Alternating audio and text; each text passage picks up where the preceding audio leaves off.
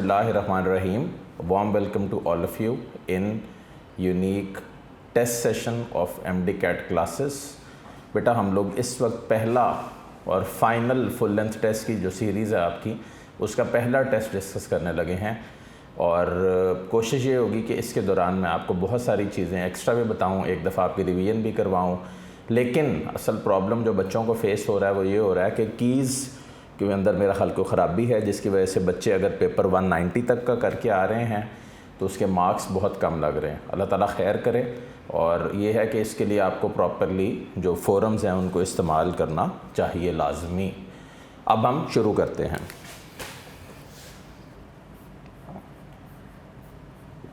Full length test 1, first MCQ of the day, bacteriophages occur in 2 structural forms having क्या जी? Answer is beta, cubical और helical symmetry. अब सबसे पहले जो वर्ड है बैक्टीरियोफेज, इसके ऊपर आ जाए। बैक्टीरियोफेज क्या है? Bacteria eater. ये वो वायरसेस हैं जो बैक्टीरिया को अटैक करते हैं और उसके बाद फिर उनके ऊपर कब्ज़ा करके अपनी लाइटिक साइकिल या लाइसोजेनिक साइकिल को चलाते हैं। तो ये ऐसा इनका मैकेनिज़्म है। Number 2, which type of hepatitis leads to chronic liver disease? Chronic liver disease क्या मतलब? ऐसी बीमारी, देखो बीमारियां बेटा 2 तरह की होती हैं, नॉलेज बढ़ा लो अपनी, लिख भी देता हूँ।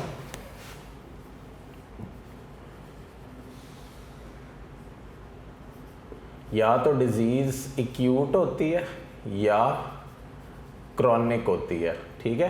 एक्यूट बीमारी बेटा वो होती है जिसमें शिद्दत बहुत ज़्यादा होती है और बहुत ज़्यादा स्पीड से चलती है। और क्रॉनिक डिजीज़ कौन सी होती है? जो एक स्लो पैटर्न में आहिस्ता आहिस्ता चलती चली जाती है और कई साल पे मुहित होती है, ठीक है। सो इसका बेटा बेस्ट आंसर क्या होगा? Charlie, hepatitis C. Third, which type of bond is form by irreversible inhibitors with the enzyme? अब यहाँ पे वर्ड आ गया बेटा inhibitors. Inhibitors are of 2 types, one of it is reversible, ठीक है, and the other is irreversible. सिर्फ knowledge के लिए एक दफ़ा रिवीजन दे रहा हूँ, इसकी गौर से देख लें।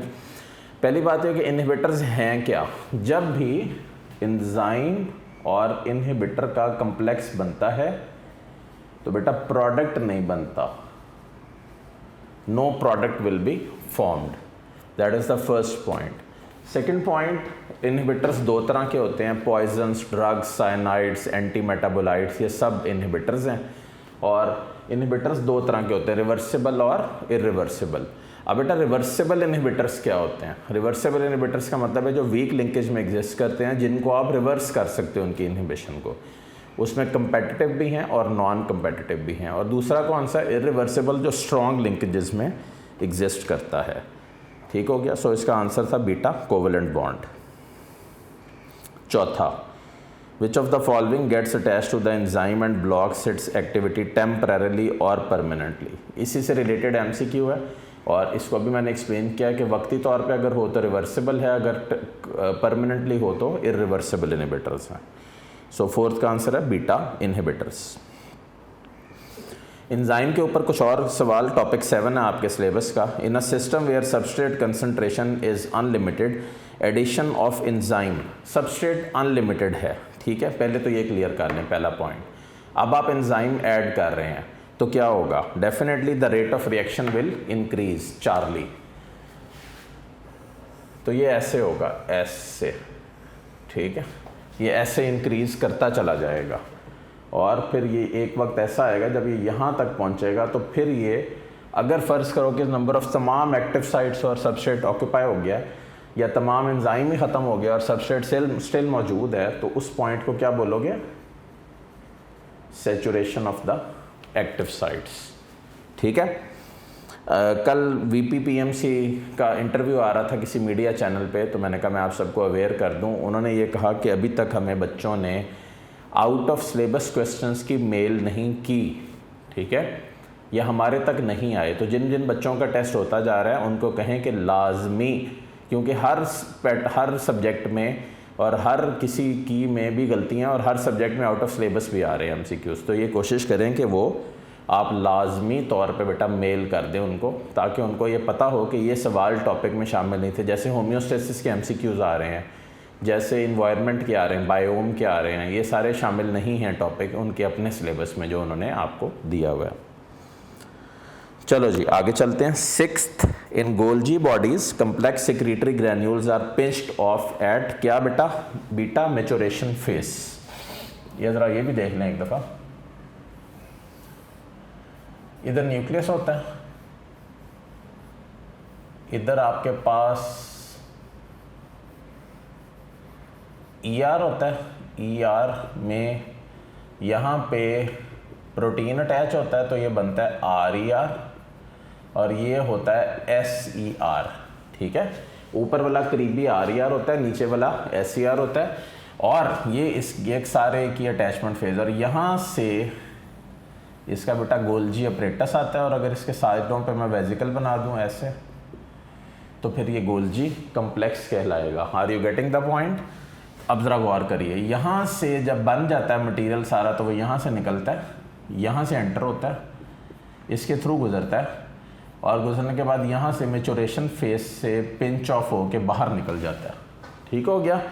सो this is what, this is with regards to the sixth MCQ. The answer is beta maturation phase. Seventh, which of the following statements about ribosome is not correct. Not correct ढूंढना है आपने। ठीक है, delta they are prepared in ER, ये endoplasmic reticulum में prepare होते हैं। क्यों? राइबोसोम की फैक्ट्री कौन है? न्यूक्लियोलस। और जो राइबोसोम है वो किसकी फैक्ट्री है? प्रोटीन की। ये दोनों बातें जहन में रखिएगा। राइबोसोम के 2 यूनिट्स होते हैं, और आप सबको ये पता है कि प्रोकैरियोट्स में 70S होता है, और वो किससे बना हुआ है ये याद रखिएगा, 50 और 30 से। और यूकैरियोट में 60 और 40 होता है, टोटल होता है 80S।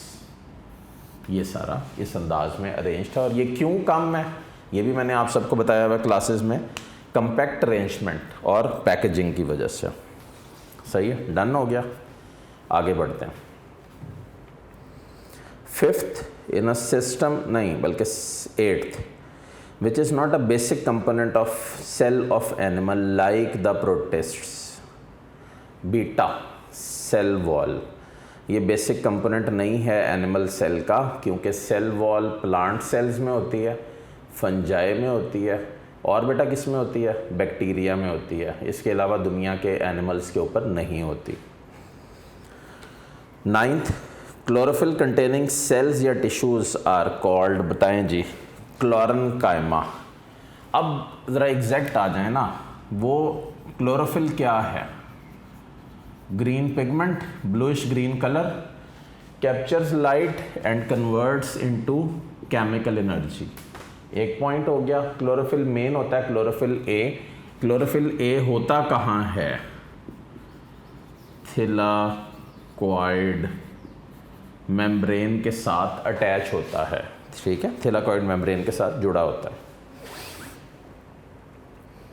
The hormone influencing the conversion of glycogen to glucose, boosting blood supply to muscles and stimulation of heart muscles is, बताइए, वो हार्मोन जो कन्वर्ट करता है glycogen to glucose, blood supply को मसल्स तक बूस्ट करता है और फिर हार्ट मसल्स को भी स्टिमुलेट करता है। उसका नाम इन ऑप्शंस में से बीटा होगा।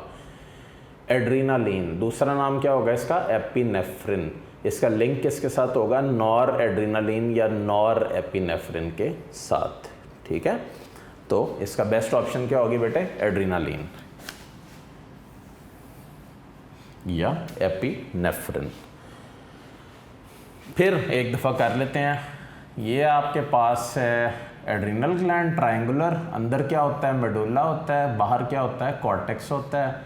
मेडुला के 2 हैं, एपिनेफ्रिन और नॉर एपिनेफ्रिन। ये ट्रिपल एफ रिस्पॉन्स के लिए, स्ट्रेस और इमरजेंसी के लिए बेस्ट है। 11th, green plants carry out cellular respiration कब? डेल्टा एट ऑल टाइम्स, ठीक है, तमाम औकात में ये रेस्पिरेशन कैरी आउट करते हैं 24/7। लेकिन अगर यही सवाल होता green plants carry out photosynthesis, फिर बेटा आंसर क्या होता? Only during the day time. 12th, views on the origin of species most similar to Darwin were held by, बताइए, अल्फा वॉलस। बल्कि याद करें कि ये ईस्ट इंडीज़ का था और इसने ही अपनी जो थ्योरी थी वो 1844 में डार्विन को भेज दी थी। 14 साल डार्विन उसको पढ़ता रहा और 1858 के अंदर उसने एक बुक लिख दी और 1859 में उसने पोस्टुलेट्स को क्लियर कर दिया। ठीक हो गया।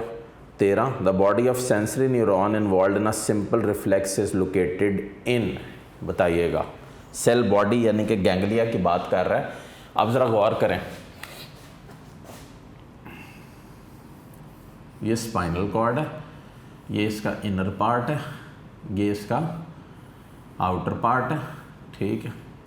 ये यहाँ पे इसकी रूट्स हैं, यहाँ से गैंग्लिया बन के सेंसरी न्यूरॉन एंटर हो रहा है, यहाँ पे इंटर न्यूरॉन है, इसने मैसेज दिया, यहाँ से मोटर न्यूरॉन है जो बाहर निकला। ये इसके दो रूट्स हैं, ये डॉर्सल रूट है और बेटा ये क्या है, वेंट्रल रूट। ये आपको मैं सबको करवा चुका हूँ बड़ी डिटेल में, इसलिए सिर्फ इस वक्त बेसिक्स करवा रहा हूँ, ठीक है।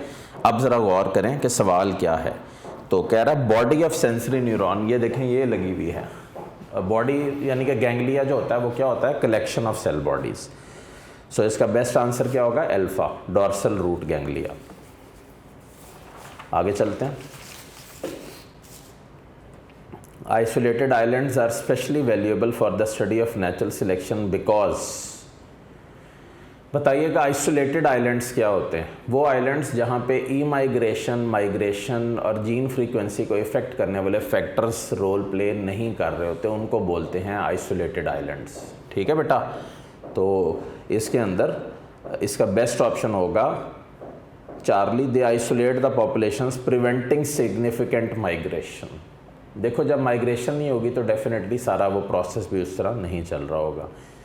15, colour blindness is more likely to occur in males than female because, beta, genes for the characteristic are located on the क्या, एक्स क्रोमोसोम। क्यों? Colour blindness X linked recessive trait है। कलर ब्लाइंडनेस की X linked है और अगर males में है, ये देखें एक्स स्मॉल सी वाई, ये मेल कलर ब्लाइंड है। If she marries if he marries a carrier female capital C small C, तो उसके असरात और तरह होंगे, अगर दूसरी तरह होगा तो वो एक डिफरेंट सिचुएशन होगी। तो are you getting the point? अगर जिस अंदाज में सवाल आ जाए, आप सारे कलर ब्लाइंडनेस पढ़ चुके हैं अच्छी तरह, तो उस अंदाज में जवाब दे लीजिएगा। 16, in plants cellular respiration occurs in, beta, all living cells, ठीक है। क्या अपना ग्रोइंग टिश्यूज़ में होगी, क्या डेड सेल्स में होगी? पहले ये बताएं डेड और लिविंग सेल में फ़र्क क्या होता है बेटा?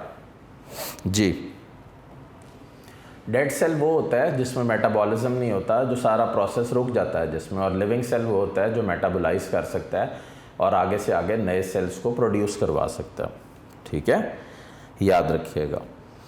17, which of these describe a progressive change in allele frequencies occurring within a population over successive generations? Alpha, natural selection. 18, receptors in hypothalamus for oxygen and carbon dioxide level are, alpha, chemo receptor. Receptor के ऊपर दो चीज़ें मैं आपको clear कर दूं।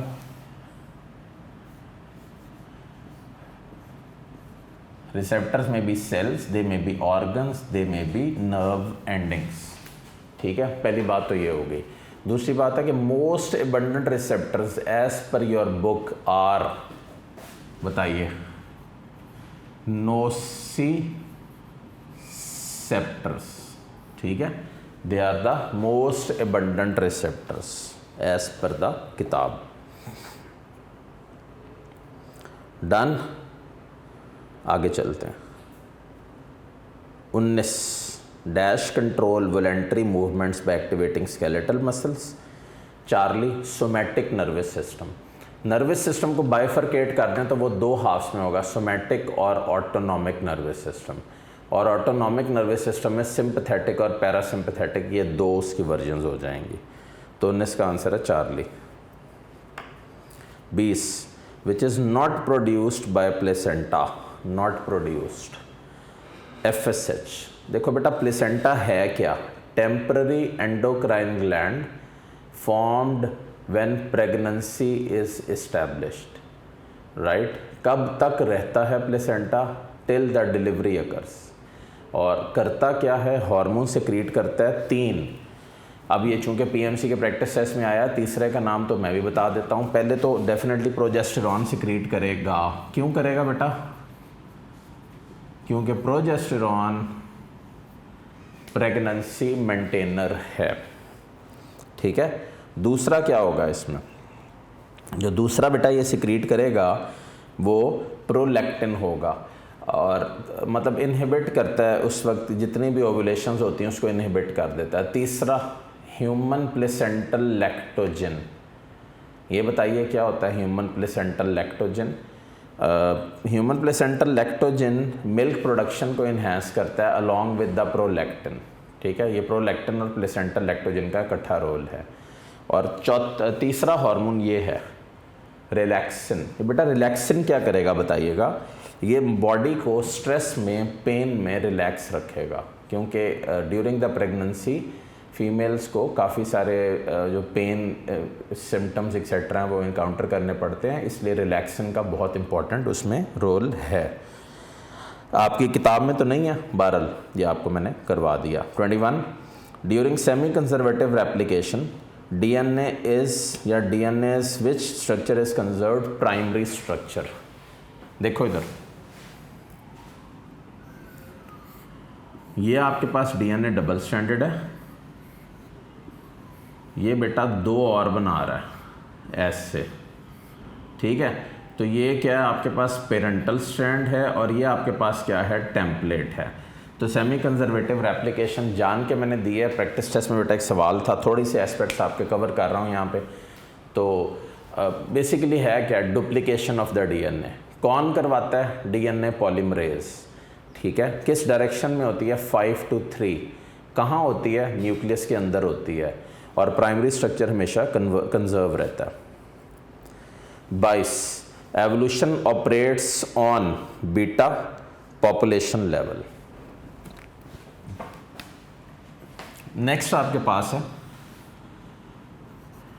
Air passage veg के हवाले से कुछ बातें यहाँ पे क्लियर करते हैं। देखो सवाल चेक करो। 23 C shaped cartilaginous structure are present in alpha trachea. ये कार्टिलेज है, तो कौन सा कार्टिलेज है? ये इलास्टिक कार्टिलेज, ठीक है। ब्रॉन्कियोल्स के ऊपर नोट रखो कि जब ब्रॉन्कियोल्स बनते हैं डायमीटर क्या होता है? 1 mm या लेस, और बने किससे हुए? CSM, सर्कुलर स्मूथ मसल्स, ठीक है। 24 which of the following is true about malonic acid as inhibitor? Charlie blocks succinic acid dehydrogenase. क्या मतलब? सक्सेनिक एसिड डिहाइड्रोजिनेज नाम शो कर रहा है, डिहाइड्रोजिनेशन करवाता है। उसका क्या मतलब है? सक्सेनिक इंटू फ्यूमेरिक एसिड की कन्वर्जन को रोक देता है, तो ये इसको ब्लॉक कर देगा। 25 in female steroid hormones are secreted by. चलें जी बताएं, स्टेरॉयड हार्मोन्स को कौन सिक्रीट करता है? तो they are secreted by all of these, ovaries, placenta, adrenal cortex, ठीक है। ये सब इसके साथ लिंक्ड हैं। तो स्टेरॉइड्स क्या होते हैं ये बताइएगा? Steroids are made of cholesterol, emergency plus stress situations को स्टेरॉइड्स डील कर रहे होते हैं, ठीक हो गया। 26 hormone present in greatest concentration during ovulation is LH, luteinizing hormone, जो ग्रेटेस्ट मिकदार में मौजूद होता है। 27 living components of the cell are called protoplasm. What is protoplasm बेटा? ये भी एक दफ़ा देख लें। Protoplasm is equal to cytoplasm plus nucleoplasm. ठीक है, protoplasm is equal to cytoplasm plus the nucleoplasm. Next 28, during digestion disaccharides are converted to monosaccharides by the chemical addition of. बताइए, डाइजेशन हो रही है तो डेफिनेटली वाटर का role इसमें होगा, ब्रेकडाउन में इन्वॉल्व होगा अलॉन्ग विद द एंजाइम्स। तो यहाँ पे तो बेटा एंजाइम्स की ऑप्शन नहीं है, तो इसका मतलब बेस्ट ऑप्शन यहाँ पे क्या है? Alpha, water. क्लियर हो गया बेटे?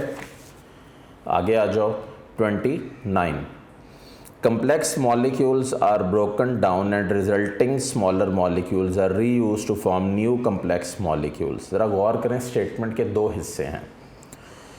अब आप उस पर बैठे हुए हो टैबलेट के ऊपर, तो जाहिर है आपको परेशानी होगी। कम्प्लेक्स मॉलिक्यूल्स टूट गए हैं, ठीक है, रिजल्टिंग छोटे मॉलिक्यूल रीयूज़ होके बड़े मॉलिक्यूल बना रहे हैं।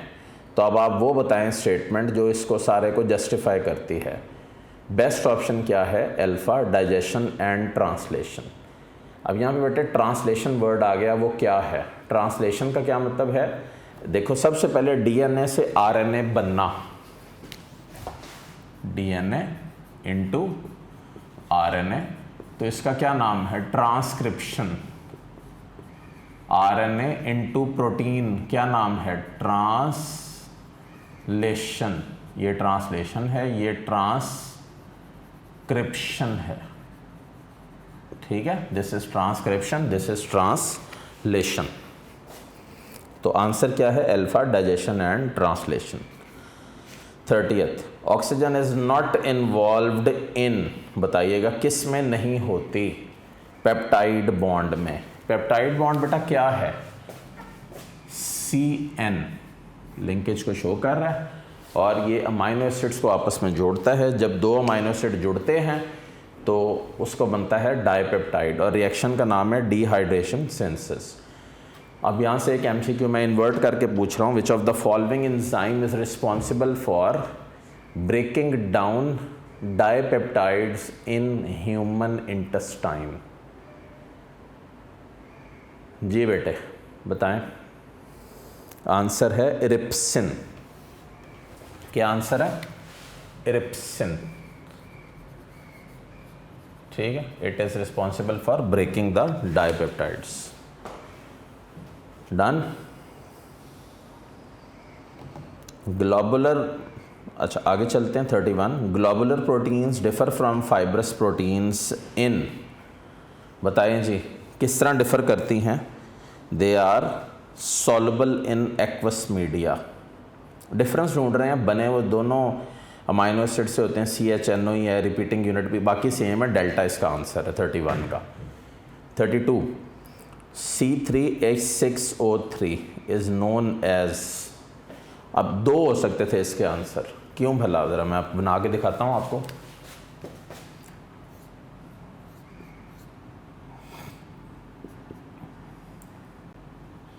अगर तो यहाँ पे CHO होता तो इसका नाम था ग्लिसर एल्डिहाइड, ठीक है, या यहाँ पे डबल बॉन्ड O होता तो इसका नाम था डाईहाइड्रोक्सी एसीटोन। ठीक है, डाईहाइड्रोक्सी एसीटोन, ये इसका सेकंड वर्जन होगी। आप बताएं कि पहला ग्लिसरल्डिहाइड वाला यहाँ पे ऑप्शन है या डाईहाइड्रोक्सी एसीटोन? और इसको ज़रा एक दफ़ा डेफिनेशन से पढ़ लें कि क्या ट्रायोजेस या कार्बोहाइड्रेट्स आर पॉलीहाइड्रोक्सी एल्डिहाइड और कीटोन सब यूनिट्स। ठीक है, पॉलीहाइड्रोक्सी एल्डिहाइड और कीटोन सब यूनिट्स होते हैं बेसिकली, और C3H6O3 क्या है? Glyceraldehyde. 33, the one that gives red colour with iodine is, बताइएगा जो रेड कलर दे रहा है? Charlie glycogen. ठीक है, glycogen. 34, the active site of enzyme consist of, बताएं जी एक्टिव साइट किससे बनी हुई है? It consist of two reasons. कौन सी रीजन्स हैं, बाइंडिंग साइट और catalytic site. Binding site binding करवाती है, रिकग्नाइज करवाती है, और कैटालिटिक साइट उस रिएक्शन को आगे बढ़ाती है। ठीक है। 35 heat provides activation energy, so chemical reactions are accelerated at, बताइए जी किसके ऊपर एक्सेलरेट होते हैं, चार्ली मॉडरेट टेम्परेचर। ठीक है, मॉडरेट टेम्परेचर के ऊपर। अगर हाई टेम्परेचर होगा तो बताएं क्या होगा, डीनेचरेशन ऑफ द एंजाइम हो जाएगी, डेफिनेटली रिएक्शन की जो स्पीड है वो सारी इफेक्ट हो जाएगी। आगे चढ़ते हैं। नहीं, विच इज़, हाँ यही है 36, which is incorrect about nuclear envelope. ये आपके सामने मैंने न्यूक्लियस बनाया बेटा, यहाँ पे इसके ये डबल मेम्ब्रेन होता है और कहीं कहीं पे न्यूक्लियर पोर्स होते हैं, जो ट्रैफिक ऑफ मटेरियल्स हैं जो एक दूसरे इसके साथ पास आउट या पास इन कर रहे हैं। इनकरेक्ट आप ढूंढ रहे हो, चार्ली इसका आंसर है। Its inner membrane bears ribosome. ठीक है, इसके अंदर वाली साइड पे राइबोसोम होता है। Next 37, in dash DNA is not the hereditary material prions. क्यों भला? Prions are infectious protein particles, पहला पॉइंट हो गया। दूसरा पॉइंट हो गया, prions are responsible for mad cow disease and mysterious brain infection. तो पहली बात तो है कि वायरसेस नहीं है, इन्फेक्शियस प्रोटीन्स हैं, और फिर इस अंदाज में ये अपना रोल प्ले कर रहे हैं। ठीक है बेटा। 38, वेस्ट मटेरियल्स और बैक्टीरियल मेटाबॉलिज्म। आपने वेस्ट मटेरियल ढूंढने हैं, ग्लूकोज तो उसका आपको पता है रिजर्व मटेरियल होता है फूड वाला, तो बेस्ट ऑप्शन होगी delta, alcohol and acetic acid. ठीक हो गया। Next, antibiotics are synthesized and secreted by alpha all bacteria. No, Charlie इसका करेक्ट आंसर है, एक्टिनोमाइसिटीज। ये ख़ास ग्रुप ऑफ बैक्टीरिया है जो एंटीबायोटिक्स की सिक्रेशन में अपना रोल प्ले करता है। ठीक है। Waste products in sponges diffuse out of the sponge directly through the body wall और फ्लो आउट थ्रू, आंसर है चार्ली, ऑस्क्यूलम। ठीक है, डिफ्यूज़ आउट कह रहा है, तो दो तरह के पोर होते हैं, ऑस्टिया और ऑस्क्यूलम। ऑस्टिया क्या होता है?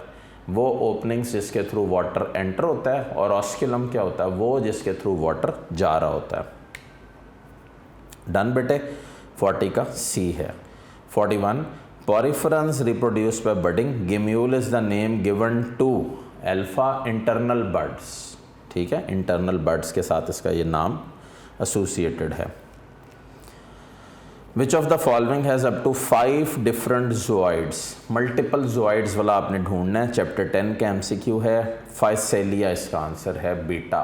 चैप्टर 10 में से बहुत कम सवाल आजकल जो टेस्ट हो रहे हैं उसमें आ रहे हैं। बहरहाल आप अपनी तैयारी पूरी करके जाएं और देखते हैं कि आगे क्या अनफोल्ड होता है और कैसे मामलात आगे इनके बढ़ते हैं। ठीक हो गया। पेरिस्टाल्सिस इन्वॉल्व्स कंट्रैक्शन ऑफ 43 का आंसर है Charlie, longitudinal and circular muscles. सही है। 44, dipeptides are converted into amino acids by the action of. ये थोड़ी देर पहले मैंने आपसे पूछा था इन्वर्ट करके, इसका बेस्ट ऑप्शन क्या होगा? बीटा इरिप्सिन। ठीक है, इरिप्सिन वो एंजाइम है जो इस कन्वर्जन में डायरेक्टली इन्वॉल्व है। 45, amount of oxygen bound to haemoglobin will decrease with. ये PMC में एक सवाल आया हुआ था, मैं वो भी करवाता हूँ आपको। आंसर होगा delta, decrease in pH and increase in hydrogen ion. मैं ज़रा आपको एक दफ़ा ये करवा दूँ। हीमोग्लोबिन के ऊपर सवाल था। एक हीमोग्लोबिन में 4 हीम होते हैं प्लस 1 ग्लोबिन होता है, और ग्लोबिन सबको पता होना चाहिए 574 अमाइनो एसिड से बना हुआ है। 4 हीम है, चेन्स हैं, 4 हीम्स हैं, और इस ग्लोबिन की 4 चेन्स हैं, 2 अल्फा 2 बीटा, यहाँ पे क्लियर कर लें। अब ये जो 4 हीम है इसके साथ 8 ऑक्सीजन एटम, ये सवाल आया था PMC में 3-4 दिन पहले, या 4 ऑक्सीजन मॉलिक्यूल मिलते हैं। अब मसला ये आ रहा है कि वहाँ पे सवाल तो बहुत आसान आते हैं, बच्चे को आता भी सारा होता है, लेकिन जब वो घर जाकर रिजल्ट देखता है तो वो डिज़ास्ट्रस होता है। तो अब इनको ज़ाहिर है पीएमसी को ये जस्टिफाई करना चाहिए कि बच्चे किस तरह मार्क्स ले रहे हैं और किस तरह इतना ज़्यादा फ़र्क आ रहा है। ठीक है, the valve between left ventricle and right ventricle is, बताइए जी, ज़रा गौर करिए कि सवाल क्या है। बगैर बेटा देखे हुए आंखें बंद करके ना लगा लेना, प्रॉब्लम हो जाएगी। लेफ़्ट वेंट्रिकल और राइट वेंट्रिकल के दरमियान में कोई वेल्व नहीं होता, डेल्टा। 4 वेल्व हैं हार्ट के, चारों रिवाइज करवा देता हूँ। पहला वेल्व कहाँ होता है बताएं? पहला वेल्व होता है, आपको सबको आना चाहिए ये, ट्राइकस्पिड वेल्व। कहाँ होता है? राइट एट्रियम और राइट वेंट्रिकल के साथ। दूसरा होता है semi lunar valve, right ventricle से अपना एल्वियोली या लंग्स की तरफ जब वो जा रहा होता है। थर्ड होता है बाइकस्पिड वेल्व, जो लेफ़्ट साइड पे होता है, लेफ़्ट एट्रियम और लेफ़्ट वेंट्रिकल के साथ। और बेटा आखिरी होता है चौथा, यानी कि सेमी ल्यूनर वेल्व, जो अयोटा की बेस पे होता है। ठीक है, done. 47 dash are located in the limbs, limbs means टांगें और बाजू, किसी को नहीं आता तो, and form a basis for vibration sense. Charlie, pacinian corpuscles. ठीक है, pacinian corpuscles. 48 following is neurotransmitter of PNS, बताइए जी कौन है पेरिफेरल नर्वस सिस्टम का न्यूरोट्रांसमीटर? Alpha acetylcholine. ठीक है। 49 inner side of neuron is negative due to, बताएं जी, inner side of neuron negative है, क्या उसकी वजह पोटेशियम आयन है या सोडियम आयन है? नो, क्योंकि ये दोनों पॉजिटिवली चार्ज हैं, तो इसकी बेस्ट ऑप्शन क्या होगी? Delta, negative organic ions. Myelin sheath is usually present around, कहाँ होती है माइलिन शीथ? पहली बात ये कि it is present around axons and dendrites to some extent as per other book also, जो साथ साथ चल रही है। अब अगर माइलिन शीथ के ऊपर ही एमसीक्यू है कि इसको सिक्रीट कौन करता है, it is secreted by Schwann cells. ये लिपिड इंसुलेटिव लेयर होती है जो फॉस्फोलिपिड से बनी होती है। जिन जगहों पे ये नहीं होती उसको बोलते हैं नोड ऑफ रणवीर, और ये साल्टेटरी कंडक्शन के लिए बेटा जिम्मेदार हैं। ओके। 51 कंट्रोल्स मेडुला, इसका आंसर है beta. Medulla control several automatic functions such as breathing, heart rate, blood pressure, swelling etcetera. 52 at which level reduction division occurs during oogenesis. Reduction division आपने देखनी है, उसमें क्या होता है रिडक्शन डिवीजन में? Chromosome number is reduce to 1/2। तो answer इसका क्या होगा? Primary oocyte into secondary oocyte. ठीक है, यहाँ पे मियोसिस 1 होती है, और मियोसिस 1 की कौन सी डिवीजन है या कौन सा फेज़ है जिसको ये बोलते हैं? आनाफेज 1। 53 progesterone is not produced from, बताएं जी किससे प्रोड्यूस नहीं होता? फॉलिकल से प्रोड्यूस नहीं होता। चार्ली, अगर फॉलिकल से प्रोजेस्टेरॉन प्रोड्यूस नहीं होता तो फिर वहाँ से क्या प्रोड्यूस होता है? FSH, follicle stimulating hormone. ये फॉलिकल्स को ग्रो करवाता है, फिर एक फॉलिकल को बड़ा करवा देता है। उस फॉलिकल का नाम याद रखिएगा, ग्राफियन फॉलिकल, मैच्योर फॉलिकल। और इस ग्राफियन फॉलिकल में से एग रिलीज हो जाता है। ठीक है, क्लियर हो गया? चलो आगे चलते हैं। 54 in which type of joints there are at least 2 pairs of muscle parallel to each other? Beta hinge joint. ठीक है, हिंज जॉइंट इसका बेस्ट आंसर होगा, जहाँ पे it allows movement in 2 directions only, और इसमें एग्जांपल क्या है? Knee and elbow. 55 a fatigued muscle has, बताइए जी क्या है? Beta acidic pH। ठीक है, इंसुलिन एंड ग्लूकागॉन आर, बताएं जी इंसुलिन और ग्लूकागॉन क्या हैं? They are proteins in the nature. ठीक है, then which of the following has inhibitory factor for hypothalamus?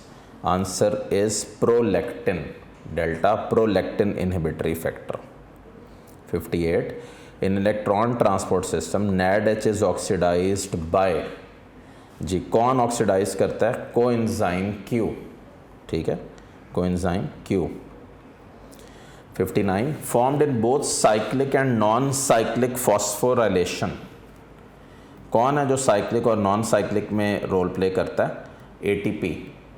ठीक है बेटा, number of ATP is produced during Krebs cycle running for 3 molecules of maltose। अब ज़रा गौर करें कि आपके पास है क्या, माल्टोज़ है, तो माल्टोज़ बना किससे हुआ है, 2 ग्लूकोज से। सो बेस्ट आंसर इसका क्या होगा, 12। ठीक है, और अब ये आपने देख लेना है कि एक ग्लूकोज हो तो कितने होते हैं। अब एक में हो अगर तो 2 दफ़ा क्रेब्स साइकिल होनी है। अब अगर आपके पास 2 हों तो इसका मतलब है कि 4 दफ़ा होगी, और अल्टीमेटली अगर ATPs डायरेक्ट देख लें तो एक एक प्रोड्यूस हो रहा है। तो इसका आंसर 12 इसलिए है। एक दफ़ा जितना मैंने बेटा फ्लो चार्ट करवाया हुआ है वो एक सीक्वेंस में देख भी लीजिएगा। 61 in chlorophyll molecule the variable atoms are beta, H and O। यही वेरी करते हैं। अगर CH3 हो तो क्लोरोफिल A है, अगर CHO हो तो क्लोरोफिल B है।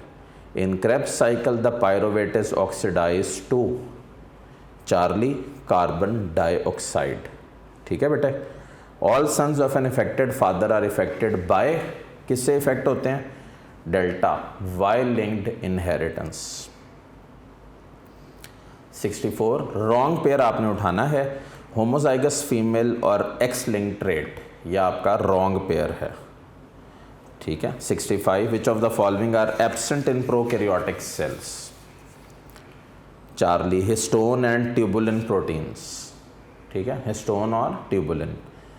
Which of the following forms extra cellular matrix of a cell, बताएं जी एक्स्ट्रा सेलुलर मैट्रिक्स कौन बना रहा है, ग्लाइकोप्रोटीन्स। क्यों भला, क्योंकि ये उसको कंपैटिबिलिटी और कंपैक्ट अरेंजमेंट भी दे रहे होते हैं। 67 correctly represent surfaces of Golgi apparatus, बताएं जी, बीटा कन्वेक्स फॉर्मिंग और आउटर क्या है, कनकेव मैच्योरिंग बेटे। Last of the test, nuclear pores regulate transport of substances between nucleoplasm and cytoplasm. वो कौन हैं जो अपना, इसके अलावा जो मतलब कौन सी सब्सटेंसेस हैं जो ट्रेवल कर रही हैं। 2 बेस्ट ऑप्शंस हैं, ATP और एंजाइम्स। ठीक है, ATP और enzymes. That's all of the paper. कोशिश करें कि टेस्ट को प्रॉपरली खुद अटैम्प्ट करें, उसके बाद फिर बेटा डिस्कशन देखें और जो पॉइंट्स आपको मिलते हैं उनको नोट करें। Wish you all very good luck and इंशाल्लाह नेक्स्ट टेस्ट में फिर मुलाकात होगी। अल्लाह हाफिज़।